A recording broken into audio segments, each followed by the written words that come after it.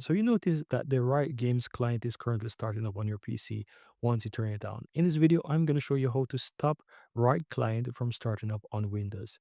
There's two ways how to actually go about doing that. One way is to actually do it from within your Windows itself, and the other way is through the client. I'm going to show you both.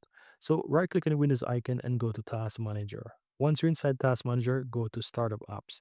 And here you'll find the Riot Client as well. So if you find Riot Client in the list, for example, Riot Client Services, you want to go ahead and right click and click Disable. This is going to ensure that it does not start up on your computer. So that's one way. Another way is inside the client. Once you're inside the client, click your little profile picture or profile icon in the upper right hand side here, as you can see, then go into Settings.